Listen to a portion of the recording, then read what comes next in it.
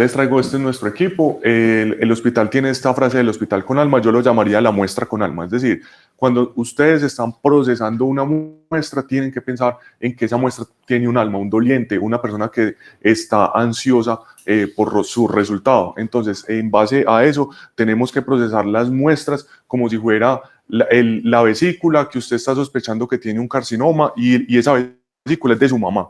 Entonces, ¿cómo le gustaría que se la procesaran? Asimismo, deberían enviarla. Este tema del procesamiento de muestras y lo que llamamos preanalítica, pues toda esa fase de preanalítica tiene gran importancia. La patología está avanzando a pasos agigantados. ¿Por qué? En base a esto. A partir de 1965 hay un boom en la oncología por el desarrollo de 3 medicamentos: los folatos, el metotrexate y el 5-nitrofluoroacilo. El desarrollo de esos 3 antiquimioterapéuticos permite en 1965 la cura de la enfermedad de Hodgkin y la leucemia linfocítica aguda. A partir de eso empezó el avance en la oncología y empieza en 1996 el desarrollo de anticuerpos monoclonales con el cáncer, con el imatinib. Entonces, todo este desarrollo en 1990 permite que el cáncer empiece a declinar. Otro boom que nosotros tuvimos en la oncología fue el secuenciamiento del genoma. El secuenciamiento del genoma nos permite saber qué tipo de mutaciones tiene cada persona. Y eso llevó a que otra vez en el 2017, debido al desarrollo de nuevas terapias antiquimioterapéuticas secundario al desarrollo de ese genoma, disminuyera. Este artículo habla de que la mortalidad declinó otra vez en el 2007 y les voy a decir una cosa, la mortalidad va a declinar en el 2023 y en el 2025 porque estamos utilizando nuevos medicamentos que permiten, por ejemplo, el PDL1, el pembrolizumab, que está impactando la mortalidad en cáncer colorectal, en cáncer de mama, en cáncer de pulmón. ¿Cómo? Esto es una recomendación que hace el Colegio de Patólogos americano, que dice qué factores contribuyen para que su resultado de patología sea un resultado preciso. Entonces, 1, la experiencia del conocimiento del patólogo.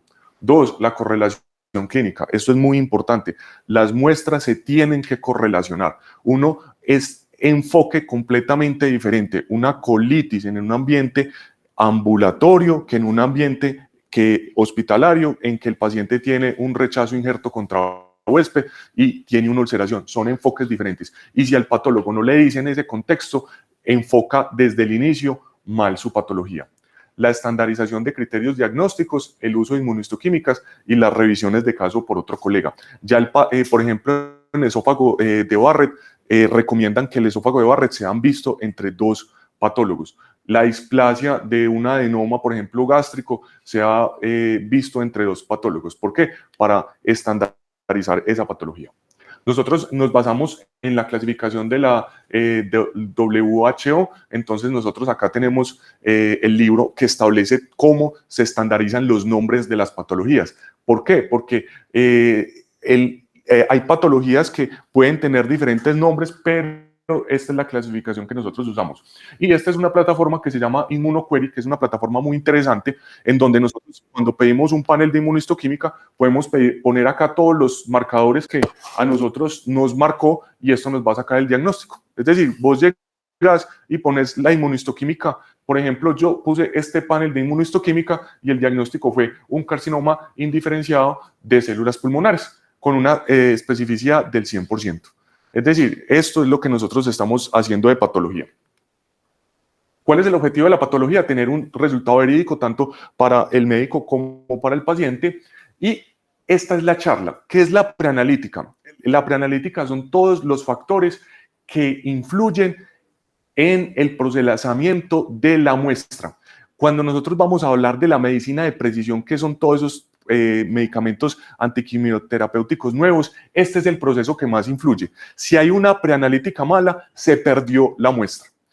Los artefactos alteran los análisis alterados alteran el resultado. ¿Por qué es tan importante cuidar la muestra? Porque en la muestra lo más importante son la parte molecular y el contenido molecular y la integridad molecular se afecta. Esto lo tenemos acá, que es paciente, procedimiento quirúrgico, adquisición y procesamiento. Hay factores que afectan la parte tumoral. Se ha visto que los medicamentos usados antes de usted operar un paciente que tiene un cáncer afecta el contenido molecular, el tipo de anestesia, la duración de anestesia, o por ejemplo cuando ustedes hacen una resección de un sarcoma en una extremidad, el tiempo de clampado de la muestra afecta este contenido molecular. Hay cosas que nosotros como patólogos o cirujanos sí podemos impactar: el tiempo de isquemia, la temperatura en que lo estamos fijando, el tipo de fijador, el tiempo de fijación y la tasa de congelado. Ya les voy a explicar. Ay, ya no pasó. Bueno, la siguiente. Entonces, en este proceso de preanalítica, espécimen, pérdida del espécimen, se reporta que un espécimen entre 20.000 se puede perder en un procesamiento. Es decir, usted puede, como cirujano puede mandar la muestra y por X, Y circunstancia había un camillero nuevo, la secretaria se durmió y lo confundió y lo botó. Puede pasar. Para que cuando ustedes les pase, tengan la literatura, me la piden, ya está reportada una muestra por cada 20.000 muestras que se procesen. La inadecuada representación, esto es muy frecuente. Usted llega, va a operar, ve la lesión, está en la lesión, le toma 5 y todo le sale necrótico o no le sale. Eso puede pasar y a veces lo que el cirujano está viendo no se correlaciona con lo que uno patológicamente no está viendo. Las órdenes de estudios solicitados, nosotros desde patología les decimos: vea, usted está operando un apéndice, usted piensa que su apéndice es tumoral, usted puede decirles: favor autorizar 6 estudios de inmunistoquímica. No tiene que poner sinaptofisina, cromogranina, cóctel de citoceratina. Usted en la orden, usted nos pone: sospecho un carcinoide de apéndice cecal.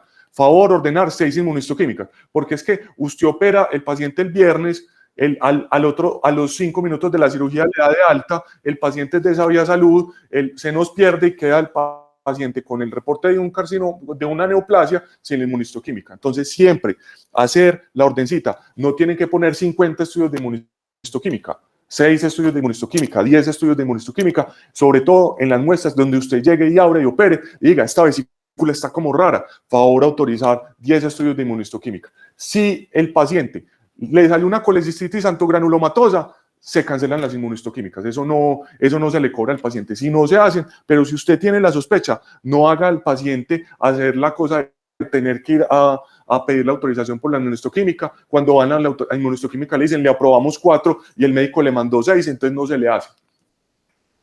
Alteración en la identificación del paciente. Esto es un error muy frecuente y a pesar de que se hayan barreras, sigue pasando. ¿Cuándo ocurren errores? Cuando operan lo mismo con pacientes del mismo sexo, con el mismo nombre. Ahí es cuando uno más se da cuenta que hay que poner la atención en el paciente. La lateralidad es muy frecuente, sobre todo en próstata, en mama, en órganos que tengan lateralidades, que pongan lateralidad derecha y era izquierda. Entonces pone uno la duda de que si empiezan a revisar, pero tiene la masa derecha. Entonces, para evitar problemas, siempre hacer una adecuada orden con la lateralidad, la localización del tejido. Y les vengo a hacer otra recomendación.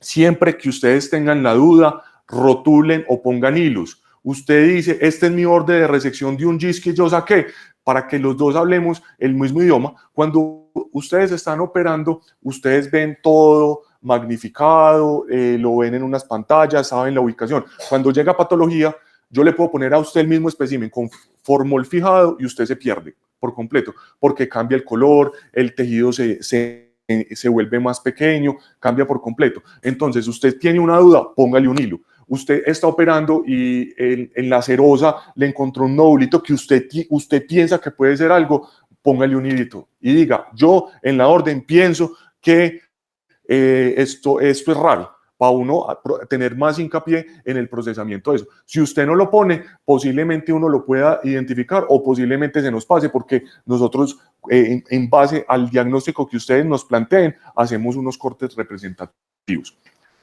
Y puede pasar también de patología en un error en el diagnóstico, un error en la digitación. Nosotros digitamos los casos, a veces como son tantos pueden haber errores de digitación, error en la entrega o error en la interpretación. Cuando hay un falso negativo, es decir, el paciente tenía cáncer y no se le dio, pasa un fenómeno que se llama undercount, que todo el mundo es callado, no pasa nada. Y lo contrario, cuando usted dice que es positivo y era algo negativo, pasa lo contrario, que se llama overcall, que genera un espectáculo y todo el mundo se asusta y revisan el caso y no era lo que tenían. Cuando hagan cirugías muy grandes, en donde saquen muchos especímenes, pidan revisión del espécimen si la biopsia no fue tomada en el hospital. Eso es algo muy importante en la preanalítica. No se pongan a operar cosas muy sin haber hecho una revisión, sobre todo de laboratorios de venezolanos de la costa, siempre tener mucha cautela. ¿Qué son los retos actuales? Los retos actuales es la parte molecular y acá va a haber el término que se llama medicina de precisión. Entonces, nosotros antes hacíamos, usted llegaba un adenocarcinoma de colon, se mandaba CX2, SATB2, marcadores de inestabilidad. Nosotros en un futuro vamos a hacer análisis múltiple. Usted en el mismo bloque va a poder hacer 500 exámenes de inmunohistoquímica. Mucho más en el futuro van a hacer análisis homínicos, es decir, se van a interconectar miles de marcadores de parte genética, etcétera. Y el futuro va a ser las conexiones y las interconexiones con la medicina inteligente, en donde a ustedes les van a decir, esto tiene tal tratamiento, este es el pasado. Usted llegaba en 1960, tenía carcinoma de célula pequeña de pulmón, le daba 5-nitrofluoracilo. Nosotros tenemos el presente, en donde usted tiene un paciente con carcinoma de colon, con metástasis, le hace marcadores de inestabilidad microsatelital, le salieron con pérdida, tiene un blanco terapéutico. ¿Cuál es el futuro? Que usted ya en un paciente le va a hacer miles de análisis y usted en base a todos esos análisis les va a decir su terapia blanco más importante va a ser esta. ¿Pero de qué depende esto? De la preanalítica. Si no se hace adecuada preanalítica, se perdió todo el contenido molecular. Esto es lo que nosotros estamos utilizando. ¿Qué es medicina de precisión? Es unir la fisiología, el genotipo, el estilo de vida, los factores medioambientales y el microbioma y permitir identificar susceptibilidad de enfermedades, marcadores diagnóstico, marcadores pronóstico y respuesta a tratamiento. Nosotros, ¿cuál ha sido el avance de la medicina de precisión a través de la parte de inmunohistoquímica y marcación? Yo diría cáncer de mama, adenocarcinoma de pulmón, melanoma y carcinoma de colon. Pero miren todos los medicamentos blancos que hay dependiendo de la medicina de precisión. ¿A qué nos enfrentamos al día? A que el cirujano operó el paciente, fallaron las técnicas de preanalítica y este es un paciente que tuvimos del hospital que tenía un carcinoma de ovario seroso de alto grado y tenía un carcinoma de células renales. Entonces, en la misma cirugía le sacan el carcinoma seroso de alto grado y el carcinoma de células renales. La biomarcación en ovario se da con la mutación del BRCA1 y BRCA2 que tiene medicamento terapéutico. Entonces, yo procesé el espécimen muy bien, le hice secuenciación de siguiente generación y MLPUA para detectar la mutación del gen BRCA1 y BRCA2 y la respuesta es de que se hace una extracción de material genético, concentración baja, niveles aceptables, pero que no permiten obtener parámetros de calidad. Y esta otra secuenciación tampoco permite hacer una interpretación en el contexto. ¿Qué hace esto? Que el paciente se pierda la oportunidad de tener un blanco terapéutico debido a que esto que es preanalítica. Acá falló algo en la preanalítica que impidió que el material genético que se hubiera extraído estuviera en adecuadas condiciones. ¿Qué pasa? Toca otra vez volver a montar otro bloque y estos exámenes se demoran 30 días hábiles. Entonces pueden ser 3, 4, 5 meses esperando el paciente. Y les cuento una cosa. Es algo muy incómodo que esto pase, porque los pacientes tienen una expectativa gigante que van a tener este blanco terapéutico, que el medicamento les va a servir y que no se van a morir de esto porque los estudios son muy buenos y se enfrentan a que no hubo material genético para sacarlo. Les traigo la reimplementación. Este es el Código Sanitario Nacional de Colombia, artículo 15 y 16. Es muy claro. Todos los especímenes que usted saque en cirugía tienen que procesarse. Todos. Si usted saca un espécimen y no lo procesa, tiene una sanción monetaria.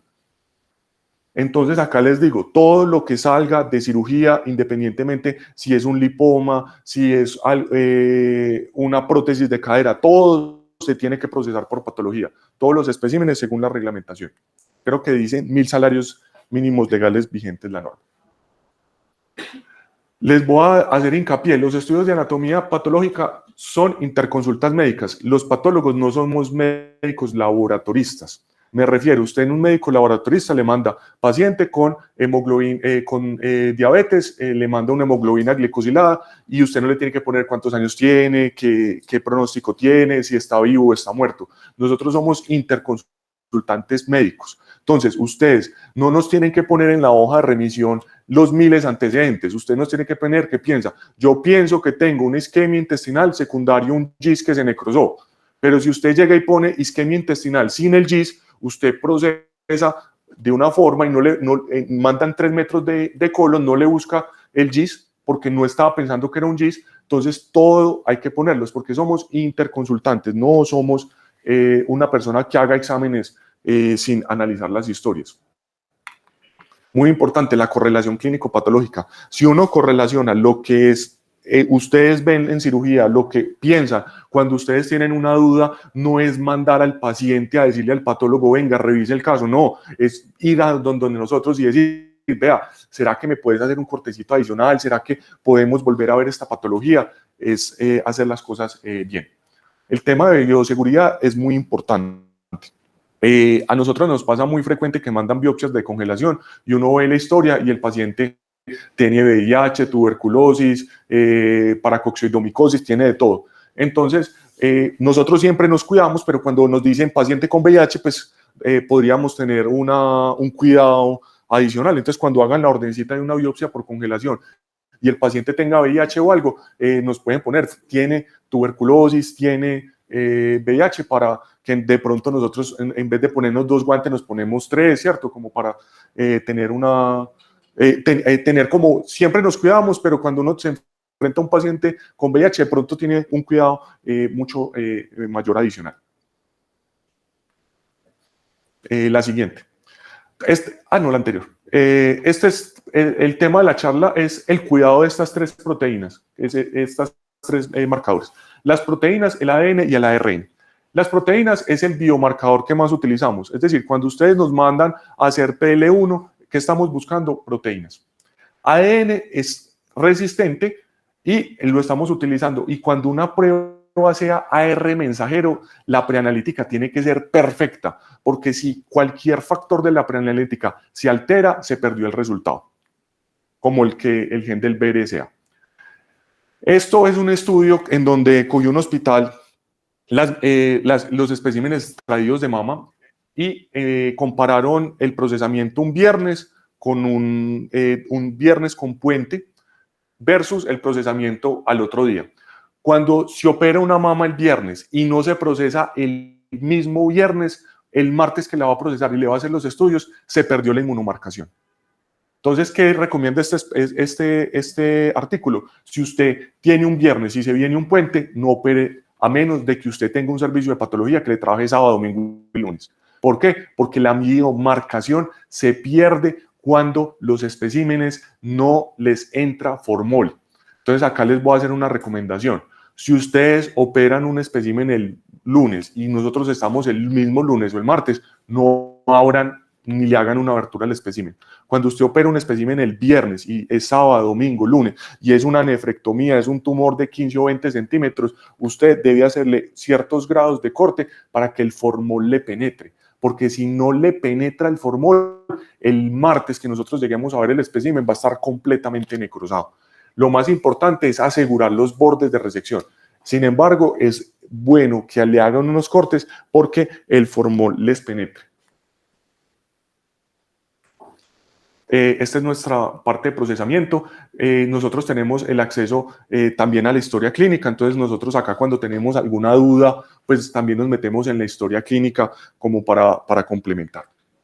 La siguiente, esto es la adecuada recepción de muestras. Les doy una recomendación, cuando ustedes estén operando y tengan 15 frascos de lo mismo, hagan las órdenes en el mismo acto quirúrgico. Los frascos pequeños, únalos en una bolsa. Si a uno llegan y le preguntan quién es el responsable de la bolsa, ni es de la muestra, no es el camillero, no es el auxiliar de enfermería, no es el mismo residente, es el especialista, porque si hay una alteración o algo que pase en esa muestra, ¿a quién van a llamar? Es al especialista, no van a llamar ni al camillero, ni a esto, ni a esto. Quien tiene la responsabilidad es uno, y uno es el que tiene que hacer la orden bien, porque si a usted se le mezclan dos muestras de dos pacientes, es algo gravísimo. Estas son las muestras que también recibimos: biopsias de aguja gruesa, aguja fina, incisional, excisional, resección completa y citología cervicovaginal. Este es un término muy importante, que es el tiempo de isquemia. El tiempo de isquemia fría es el periodo que transcurre entre la interrupción del flujo sanguíneo y el inicio de la fijación. Les traigo un ejemplo. Los ejemplos son muy de mama o pulmón porque es como lo que más se ha estudiado en el momento. Si ustedes llegan y operan y dejan el espécimen 30 minutos sin entrarlo en formol, esto pasa con la biomarcación. Esto es una biomarcación de ER2. Miren la marcación del mismo tejido a los 30 minutos de tiempo de fijación y a las 2 horas de tiempo de fijación. Es decir, si a usted está operando y se le complica el paciente y tiene una vesícula, porque ya va a empezar la biomarcación en carcinoma, colangiocarcinoma y carcinomas de vesículas. Usted deja la vesícula 2 horas en fresco porque se le puso una complicación, se perdió la biomarcación. Es decir, usted va a tener su colangiocarcinoma muy bonito, muy representativo, todo va a salir perfecto, pruebas moleculares, cero. Entonces miren cómo cambia. Actualmente, la anterior, por favor, que no me está dando. Actualmente, el Colegio Americano de Patólogos no está poniendo obligatorio el tiempo de fijación, es opcional. Yo operé, saqué por ejemplo, el colon 11 de la mañana, quedó en formol 11 y 10. En un futuro, cuando ya esto esté más establecido, va a ser obligatorio el tiempo en que usted sacó el espécimen, el tiempo en que lo inició el proceso de fijación. Esto es un FISH para ER2. El ER2 es un medicamento que se le da a los pacientes que tienen la mutación en el ER2, el trastuzumab. Acá vemos que cuando lo fijamos en 30 minutos da una marcación adecuada. Cuando lo fijamos a las 2 horas, miren la pérdida de la marcación. Y esto es negarle a un paciente un medicamento que puede ser útil. Acá también puede afectar el sobretiempo de fijación, pero en general, entre más tiempo se demoren ustedes en poner las especímenes en formol, más pérdida va a haber. ¿Cuánto se le debe poner de formol a una muestra? Eso ya está medido. Se le pone 10 veces el volumen de la muestra. No hay negociación. Si el espécimen es gigante, pues hay que conseguirse un recipiente mucho más grande porque tiene que tener 10 veces de fijación. Eso es el valor para que el formol pueda penetrar. Entonces, esta es la recomendación que tenemos del Colegio de Patólogos. El tiempo de isquemia fría recomiendan menos de 1 hora. Usted opera al paciente, en menos de 1 hora la muestra tiene que estar en formol. Handle especímenes, abrir los especímenes. El Colegio Americano de Patólogos recomienda que los especímenes sean abiertos para que el formol fije. Nosotros, como lo operan a las 7 de la mañana y estamos acá, pues nosotros lo abrimos. En un fin de semana, si el espécimen es muy grande, hay que hacerle, hay que abrirlo. Tiempo de fijación de 6 a 72 horas. Todos los especímenes tienen que ser procesados de 6 a 72 horas, porque cuando los procesan más de 72 horas, se pierde la biomarcación. Y antes decían, ¿dónde hacer la biomarcación? Entonces, al principio llegaron y nos dijeron, hagan las pruebas moleculares y biomarcación en especímenes grandes. Ya la recomendación no, es especímenes pequeños para o biopsias en core, pues que son la biopsia Trocut, para disminuir la probabilidad pues, de pérdida. Por ejemplo, en pulmón, las pruebas moleculares de pulmón y de mama, gusta hacerlas es en la biopsia, no tanto en el espécimen. ¿Cuál fijador es el más recomendado? El fijador recomendado para todas las pruebas moleculares es formol buferado al 10%. Uno sabe cuando tiene un mal formol. ¿Por qué? Porque usted abre el frasco y ahí mismo llora. Si a usted le pasa eso, no en el hospital, cuando se vayan a operar a otro sitio, si usted abre el frasco y ahí mismo llora, Dios mío, por ejemplo, los que operan en Promedan, es una cosa, los que han ido a Promedan, uno abre el frasco y madre y le da una conjuntivitis. Entonces, ese formol, para las pruebas moleculares, no cuenten con pruebas moleculares, van a tener diagnóstico. Nosotros las biopsias pequeñas siempre las procesamos en un papel filtro. Les pido la recomendación, tengan mucho cuidado cuando procesan biopsias pequeñas. Cuando usted saca una biopsia pequeña, póngala en un papel filtro y ponga en la hoja. Es una biopsia muy pequeña, porque pasa que la citotecnóloga abre el frasco, el papelito y vuela la muestra y no lo encuentra nadie. Entonces es algo tan simple que usted llega y saca y dice, güey madre, no fui capaz de sacar más muestra, ponga en la hoja, cuidado, tengan precaución, muestra muy pequeña. Ya la citotecnóloga tiene todo el andamiaje para que eso pase. Nos pasa que la biopsia sale porque en ese momento ventió, en ese momento entró una congela, pasó lo que sea, y en el piso es imposible encontrarla. Características de los recipientes: irrompible, transparente, boca ancha, tapa hermética y tamaño para la muestra. No manden recipientes que no pasa acá, pero en otras partes cogen el café de la Bastilla, entonces se toman el café y mandan el útero o los especímenes, el colon en la... Entonces, claro, cuando uno llega y va a abrir, recuerden que el formol hace que los especímenes ganen espacio. Entonces, no sale, lo que entró no salió. Entonces, toca romper el frasco. Y en la ruptura del frasco, pues, tanto se puede cortar uno como dañar el mismo espécimen. Recuerden siempre, lo que ponen en la orden de servicio es lo que va a aparecer acá. Recuerden siempre la lateralidad. Si necesitan especímenes, pues nosotros se los brindamos. Recuerden, ¿cuánto de formol? 10 veces el tamaño del espécimen. Tipos de recipientes, por ejemplo, esta es una biopsia muscular, se las traigo acá. Cuando hagan biopsias musculares, hay que coger una pinza de músculo. No manden la biopsia muscular enrolladita, se perdió. Listo, para que tengan esa precaución. Si van a hacer toma de biopsias musculares, la biopsia tiene que tener esto, porque cuando las proteínas contráctiles no le ponen la pinza, se pierden. Listo. Nosotros acá, cuando hagan biopsias musculares, hay que mandarlas en fresco. No le vayan a poner formol a una biopsia muscular. ¿Por qué? Porque las biopsias musculares va una parte para microscopía electrónica, una parte para formol. ¿Cuándo le ponemos formol? Cuando nos llegan. Generalmente nosotros cogemos un pedacito y lo mandamos para la Fundación Santa Fe en fresco y otro pedacito en formol. Si usted le pone formol a esta biopsia, se perdió la biopsia de microscopía electrónica. Esa biopsia debe ser la primera de la mañana, siempre la primera de la mañana. Verificar que las órdenes estén bien hechas, que esté autorizada la inmunofluorescencia, la microscopía electrónica y la hemotoxina y eosina. ¿Listo? Porque como le hacen esos estudios especiales y debe viajar a Bogotá, en deprisa la reciben a las 2, 3 de la tarde, pero en la Fundación Santa Fe cuando llega hay un residente que está dedicado nomás a eso. Y hasta las 3 de la tarde le reciben la muestra, ya después no. Es por eso que es la exigencia de tenerla a cierta hora, es la primera de la hora. Si ustedes ya trabajan en Bogotá, donde sea, ustedes cuadran con ellos, pero aquí es la primera de la mañana. ¿Listo? Y si no saben cómo hacer, bajan de patología y preguntan, pero no el mismo día, sino el día anterior o la semana anterior para saber qué hacer. Y como dice Alejo, en fresco, porque el formol altera las proteínas y debe estar estirada. Si no está la pinza, como dijo aquella Vir que le pasó porque se acabaron las pinzas, pues entonces en baja lengua, bien estirado, ¿listo? Porque ese es el efecto de la biopsia para ver adecuadamente el sarcoma y el resto de biopsia, ¿listo? Lo mismo para el nervio. Lo mismo para el nervio.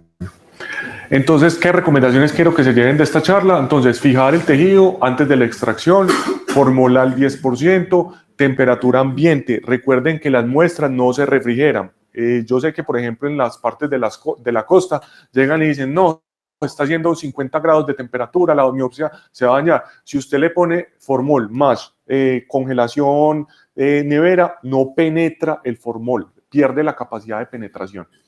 10 veces el volumen, el tiempo de fijación son 6 a 48 horas. Y es importante, al día 16 se pierde el 100% de la inmunogenicidad. Pasa muy frecuente, por ejemplo, en la costa que mandan a Bogotá los especímenes, entonces mientras lo manda, se demora 15 días, se perdió. Entonces, la biomarcación es un tema que tiene que tener todos en contacto y decir, es una mama, voy a operar un cáncer colorectal que tiene metástasis, tengo que pensar, voy a operar un pulmón, tengo que pensar de que donde yo trabaje tenga todas las condiciones para que este resultado me salga. La siguiente, por favor. Esto ya es parte de nosotros. Nosotros cogemos el espécimen y le hacemos unos cortes representativos. Se supone que es un corte por centímetro y nosotros lo ubicamos en estas cajitas. Ya después eso pasa en unos alcoholes, una tinción, sale el resultado, chicos, y de este mismo resultado es donde toman las pruebas moleculares. Es decir, de esta biopsia con parafina es donde salen todas las pruebas de moleculares. Nosotros, esto es un tesoro. Dura hasta 20 años. Pues se pueden hacer pruebas de PCR para hongos, se puede hacer prueba de PCR para micobacterias, se puede hacer lo que usted quiera con esto, porque esto está lleno de material genético conservado. Esta era una charla que yo estaba dando. Y lo último, esta es la parte más importante, que biopsias no se le pone formol. A una biopsia por congelación no se le pone nada, ni solución salina. Usted llega, saca el tejido, pone una gasa y así lo manda. Ni solución salina se le pone una biopsia por congelación. La biopsia por congelación debe ir completamente en una gasa y si usted tiene duda, el cirujano es el dueño del paciente, baje y usted llega y le dice, vea, esta es la partecita que yo pienso que está comprometida. Esto es un trabajo entre el cirujano, el residente y nosotros. Si usted tiene no manden eso así. Si usted tiene una duda, baje directamente, diga, congéleme esta partecita, que esta es la partecita que yo quiero. Las biopsias de citometría de flujo, las biopsias, ustedes ya van a hacer una biopsia de un ganglio y una citometría de flujo, usted tiene que saber cómo es el protocolo. Las citometrías de flujo no se les pone nada. Es tanto que hemos tenido tantas dificultades que la misma bacterióloga entra y recoge la muestra para que nada pase en la citometría de flujo. Si usted va a mandar un ganglio linfático y lo va a mandar a cultivo o la parte infecciosa, no le ponga formol. Los cultivos o la parte microbiológica le pone formol, se dañó el espécimen. Las biopsias de riñón. Les explico cómo es la biopsia de riñón para que el procesamiento. Cuando uno diagnostica las biopsias de riñón, las divide en dos. Uno, ver glomérulos. ¿Qué le interesa al patólogo? Ver glomérulos. No nos interesa el túbulo contorneado proximal, distal. Eso no nos interesa. Nos interesa ver glomérulos. Entonces, cuando vamos a ver glomérulos, los glomérulos se ven de dos formas. Una, por microscopía óptica. Entonces, nosotros en el microscopio ponemos y vemos los glomérulos. Y otra, por microscopía electrónica, porque recuerden que la microscopía electrónica permite ver la barrera podocitaria y decir cuánto mide esa membrana, si el podocito está bueno, si el podocito está mal. En resumidas cuentas, cuando tengan una biopsia renal, la mitad la mandan. La mitad va en formol, la otra mitad va en glutaraldehído. O si no tienen glutaraldehído, todo lo mandan en fresco, que uno lo cuadra. No manden las biopsias de riñón en formol, se dañaron. Listo, si usted saca una biopsia de riñón y lo echó en formol, la cagó. ¿Por qué? Porque no se debe echar en formol, porque cuando se va a hacer la microscopía electrónica, el formol daña el tejido. Se tiene que enviar. O si usted no sabe, usted tiene la duda, usted llama a patología, vea, le voy a mandar una biopsia de riñón en fresco. Ya nosotros hacemos todo el proceso, le ponemos la mitad glutaraldehído, la mitad la ponemos en formol. Pero no, si mandan las biopsias renales en formol, se dañó la biopsia. Biopsias de piel para inmunofluorescencia. Nosotros acá hacemos la inmunofluorescencia. ¿Qué es la inmunofluorescencia? Es utilizar antígenos y anticuerpos en la piel. Recuerden que el lupus, las enfermedades inmunológicas, pues tienen inmunocomplejos y depositan los inmunocomplejos en la piel. Entonces, si ustedes están pensando, van a hacer una biopsia porque tienen la sospecha de un lupus, de una enfermedad reumatológica, un síndrome antifosfolípido que está afectando la piel, si ustedes llegan y le ponen formol, dañan la biopsia. Esas biopsias las mandan en fresco, las mandan de inmediato y nosotros ya la procesamos. Esa biopsia nos llega y nosotros la tenemos que congelar en nitrógeno líquido a menos 90 grados. Entonces, no le pueden poner fórmula. Este es el criostato. Les voy a explicar algo de la congelación para que explique. Nosotros cuando ustedes nos envían la congelación, pues en general el tiempo de espera son 20 minutos, pero porque a veces nos demoramos. Uno, porque el caso es complejo. Entonces, cuando el caso es complejo, ¿qué hacemos? Lo mostramos todos los casos complejos, pues los patólogos que estemos, lo vemos entre todos. Cuando a veces no nos cuadra algo, le volvemos a hacer un cortecito adicional. Las grasas se fijan súper mal. Cuando esto va a hacer un corte de grasa en una biopsia de congelación, la grasa no corta bien, la cuchilla no, es decir, es complejo. Un corte es de 3 micras. Entonces, si ustedes mandan un fragmento de grasa, tenemos que hacer un corte de 3 micras. 1 milímetro es 10 a la 6 micras. Entonces, el corte es muy pequeño.